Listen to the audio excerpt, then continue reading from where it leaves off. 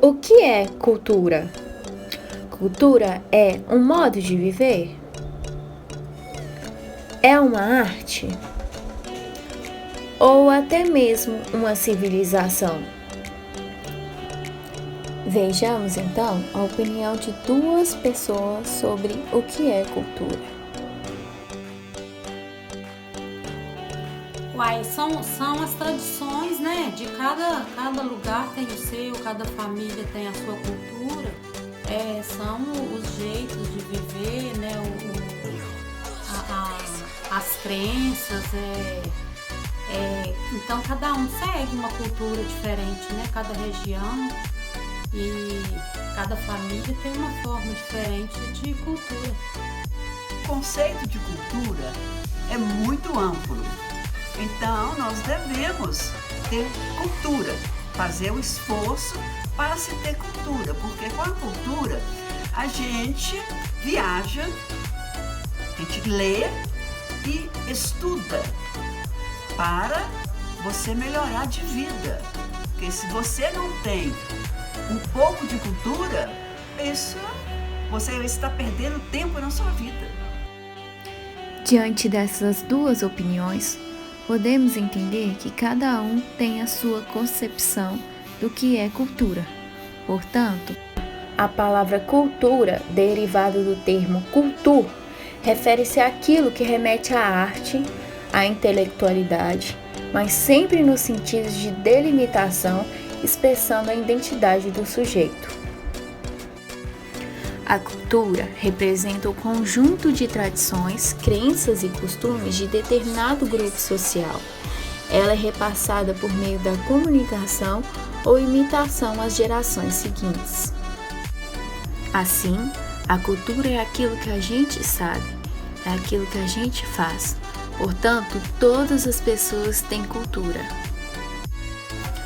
Reconhecemos e entendemos que os nossos hábitos diários estão presos aos costumes que são permanentes. Isso significa que a cultura não é uma escolha individual. Nascemos em meio às práticas que são transmitidas de geração em geração. Mas e aí? Você tem cultura? Sim, né? Eu acho assim que eu sigo a cultura da minha família, né? Da minha convivência nos dias atuais. A gente está sempre aprimorando a cultura, né? E conservando as tradições, né? As nossas raízes, né? Assim, é preciso reafirmar novamente que não existem pessoas sem cultura. Todas as pessoas têm cultura. Agora que já conhecemos o que é a cultura, é preciso aprofundar e entender o que é a subcultura. Subcultura é um grupo de pessoas com características distintas de comportamentos que os diferenciam de uma cultura mais ampla, da qual elas fazem parte. São pequenos grupos ou uma cultura não totalmente desenvolvida, grupos que cultivam e preservam as mesmas ideias a nível da estética, da religião, ocupacional, político-sexual ou uma combinação desses fatores. A subcultura pode se destacar devido à idade dos seus integrantes ou pela etnia, classe ou gênero. Já o etnocentrismo. Etnocentrismo significa considerar os valores da sua cultura superior à dos demais. O prefixo etno vem do grego e se refere à cultura. Etnocentrismo é considerar o seu etno como o centro do mundo, ou seja, etnocentrismo é julgar as outras culturas a partir dos seus próprios valores. O etnocentrismo está na raiz dos conflitos étnicos, xenofobia, racismo e preconceito. A cultura é muito importante. O Brasil, onde que nós vivemos, tem muitas culturas, umas diferentes das outras, mas devemos respeitá-las. Porque o respeito faz parte da cultura. Então, respeitar o negro, o pobre, né, o indígena. Tá? Então, eles também têm, cada um tem a sua cultura e merece o respeito de todos nós. Desse modo, compreendemos que cada povo tem a sua cultura e que todos nós devemos respeitá-los. Agora, precisamos ver mais um termo, a endoculturação. A endoculturação é o processo permanente de aprendizagem de uma cultura que se inicia com a assimilação de valores e experiências a partir do nascimento de um indivíduo e que se completa com a morte. Esse processo de aprendizagem é permanente, desde a infância até a idade adulta de um indivíduo. À medida que o indivíduo nasce, cresce e se desenvolve, ele aprende envolvendo-se cada vez mais a agir de forma que lhe foi ensinado. Ou seja, é o processo cultural responsável pela padronização do comportamento humano por meio da transmissão de valores. E por último, é preciso entender o conceito do que é o relativismo cultural.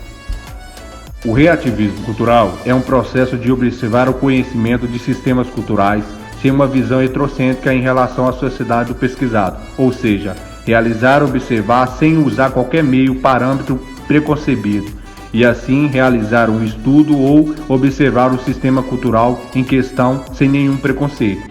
E, com isso, realizar a avaliação sem privilegiar os valores de um só ponto de vista, e estruturar o corpo social a partir de suas próprias características. As culturas estudadas adquirem, assim, seus próprios sistemas de valores e próprias integridades cultural. Assim, podemos compreender de que o relativismo cultural é visto como reconhecimento da diversidade da cultura humana e pelas estruturas e lógicas distintas, mas igualmente complexas e válidas. Assim, mediante a tudo que foi exposto nesse vídeo, é preciso perguntar: você tem mais ou menos cultura do que as outras pessoas? Eu não posso dizer que eu tenho mais ou menos cultura do que outras pessoas, porque cada um tem uma forma de vida, né? Uns viajam menos, outros viajam mais, leem mais, né? Conhecem lugares diferentes e tem vários tipos de convivência. Então, acho que cada um tem a sua cultura pessoal. Assim, observamos ambas as entrevistas no decorrer do vídeo e vimos que existe uma certa divergência de pensamentos.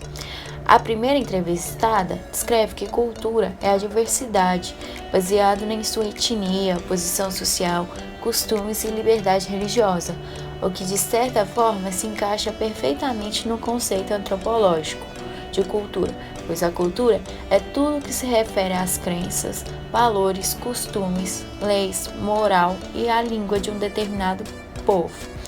Já a segunda entrevistada acredita que a cultura é a forma que a pessoa é condicionada às suas oportunidades nesse meio, como o estudo, o caráter e a intelectualidade. Portanto, cultura é expressa por meio de arte, artesanato, música, história, crença. E por essa razão, de certa forma, todos possuímos cultura. Afinal, ninguém nasce e permanece fora de um contexto social, seja ele qual for.